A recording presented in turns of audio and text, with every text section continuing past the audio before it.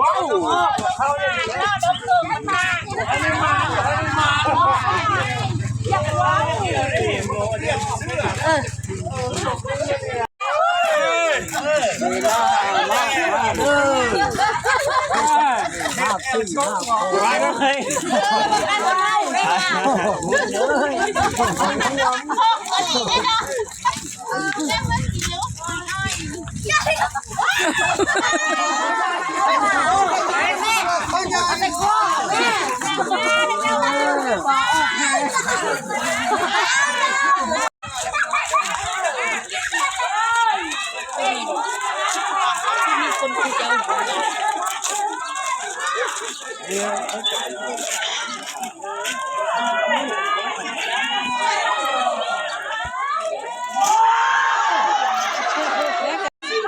าเศร้าวันครับมาปู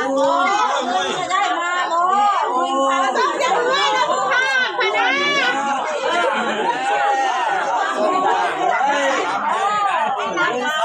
แก้วก็ได้แก้วนี่ทองมองลูกบัวก็ได้มาโม่ได้เอาบอกชื่อได้มาทุกอย่างเลยบอกชื่อให้ได้ดูล้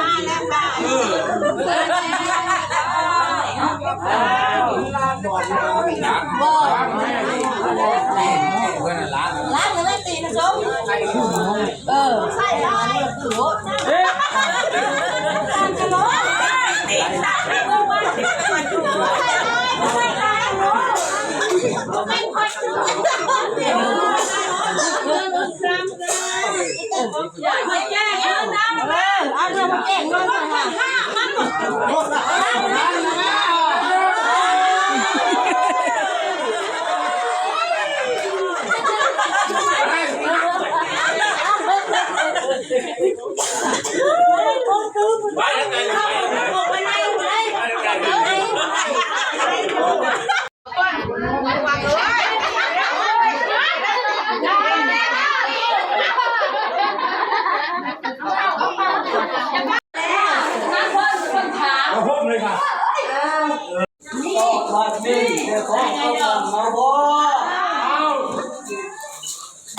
ก็ขาดสอยเลยคำเข้ามือเอาบ่มาทางบ่หลวงพี่ก็ขาดขาเลยเข้าล้านมือนั่นเอาบ่ก็มาที่ให้เมียข้าวมาล้อเที่ยวข้างเอาบ่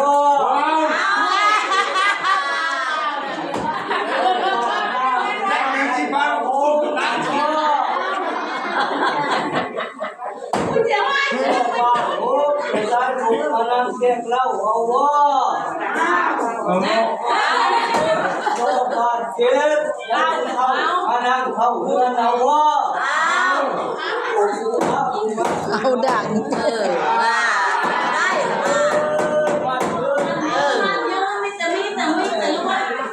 จะรู้ไว้เลยมาไม่ได้เอามันโอนอันนั้นเขาโอนมันแล้วก็เป่ากันน่ะ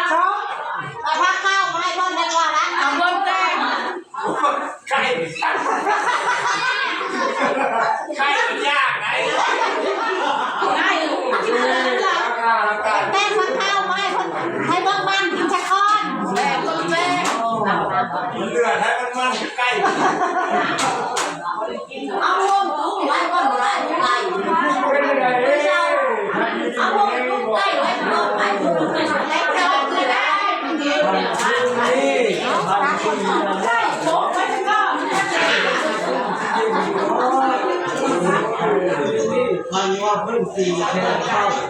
พาขวัญคนไทยยึดมาแล้วเมื่อเที่ยงหอยหอยยังแต่อ้ายแม่น้องน้องกระจับตรงนี้เอาอ้ายเขาบ่นอนโอ้ยคือสิสุขสิเย็นสิอยู่ดีมีแห้งรวยอยู่เนาะแม่บอกจ้ะสิร่ำสิรวยได้ ยังพี่บอกแกงงเบิร์ดแหละ ใ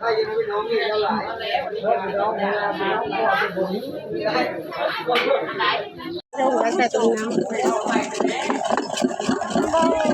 ผักขนาดเลย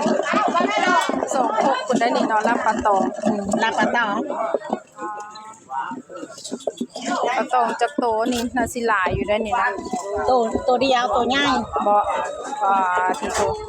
300,000ปลาตองฮะ300,000บาทแต่พอจังได้2 โคกพวกกินแน่เลยแต่เมื่อกี้นี่บ่มันโคกบ่มันบ่ได้โคกใหญ่เราต้องให้คนนั้นแข็งแรงขนาดน้องมะขามแต่ละคนกล้ามใหญ่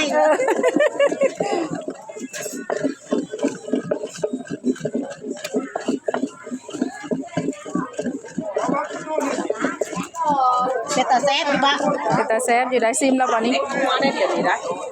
นี่แซ่บด้วยแซ่บได้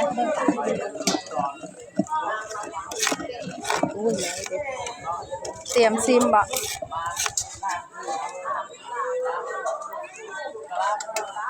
เจ็มจนขนาดเนาะ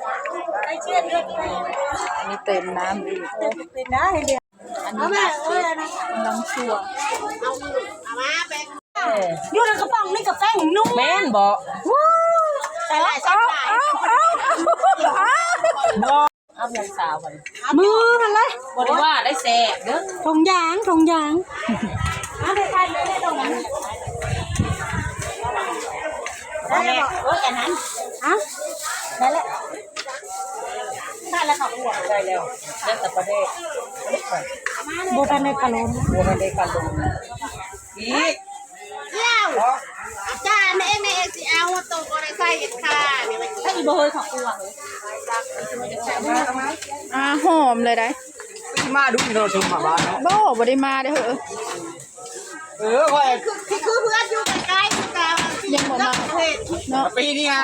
เอามา2 เดือนนี้แหละซีมก่อน3 ปีที่ปีเองชมเนี่ยจะเอามามีเวลาบ่มานี่ก็ยังบ่ยิกมากบ่ได้สิ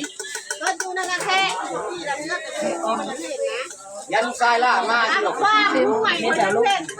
เป็นแล้วได้เพื่อผู้เฒ่าได้กินเผ็ดคมบ่เฮ้ย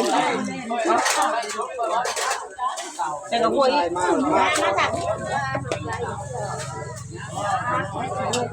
สีเผ็ดนัวเรื่องนัวบ่ต้องห่วงมันเสียงกันดีวะ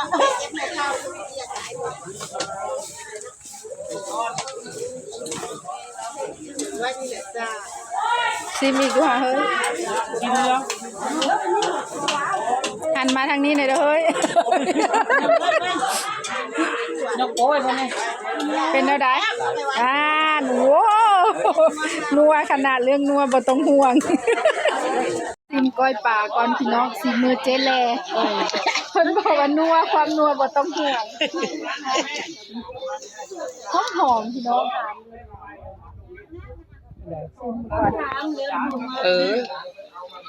มันนัวเท่านั้นจ้านัวเลยสุดยอดเลยแซ่บพี่น้อง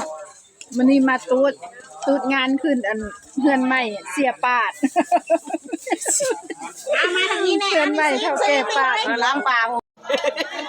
นี่ก็ซิมอันลาบปลาตองพี่น้อง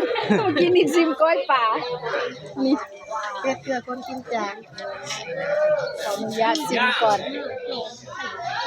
ลาบปลาตองเลยพี่น้องเลย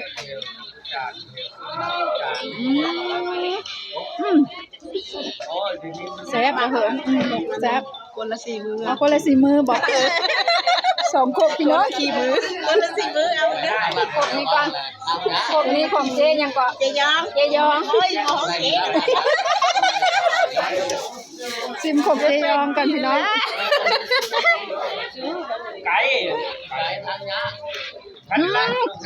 ขวบนี้จะนัวกว่าเด้อเพิ่น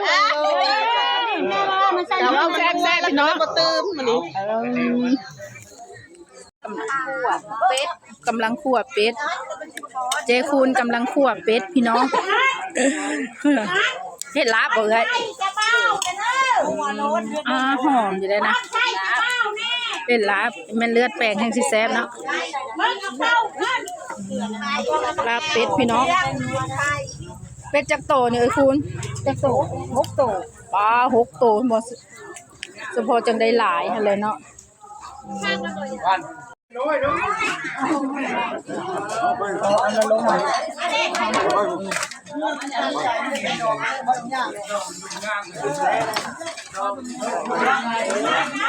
เอาไปไหม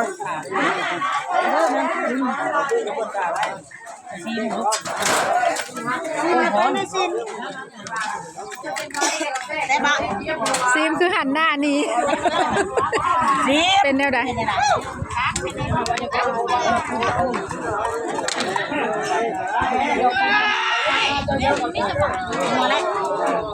ให้ซีมไปทางไหนตัวไหนนี่น้ำปลาจังบ่นัว ผงนัวยังไม่ได้ใส่ผงนัวหรอ นี่ ผงนัว เบ็ดนะ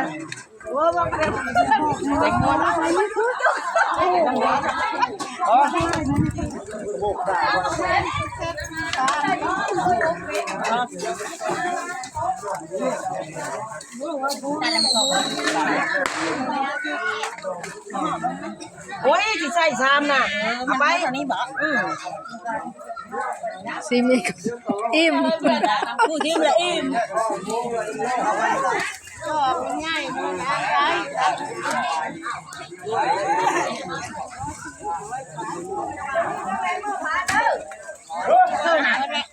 ดอกให้มาตักสิพี่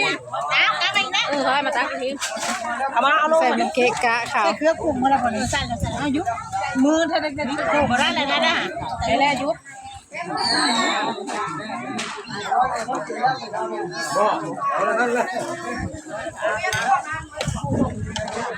หาบ่วงบ่มินี่นะกับบ่วงอยู่นี่เด้นะเศร้าเด้น้อยนี่บ่วงเด้ลืมบอกตู้มาตู้ไม่ได้นี่เพราะลมมันมดเลยนะเ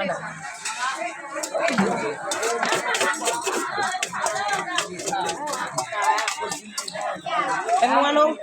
ใช่แล้วน้ำปลา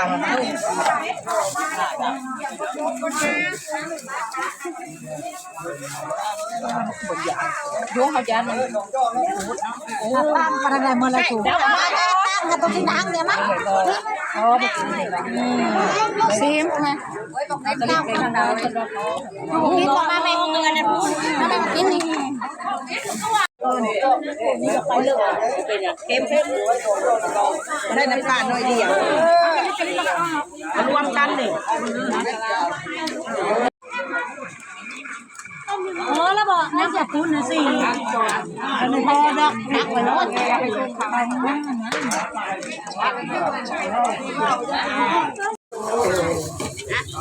เอาแนวโยกมาก่อนเลยใจถูกนี่นะลาปิด เจ้าของเฮือนเลยนี่ขึ้นเฮือนเจแนวมื้อนี้พี่น้อง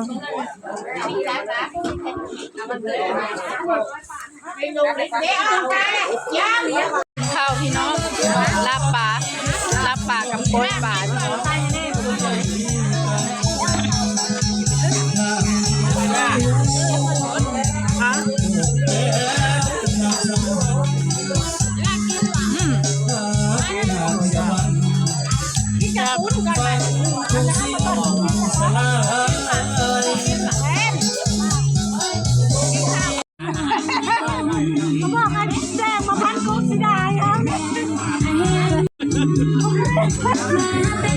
เอาเมื่อเด้อบ่แซ่บบ่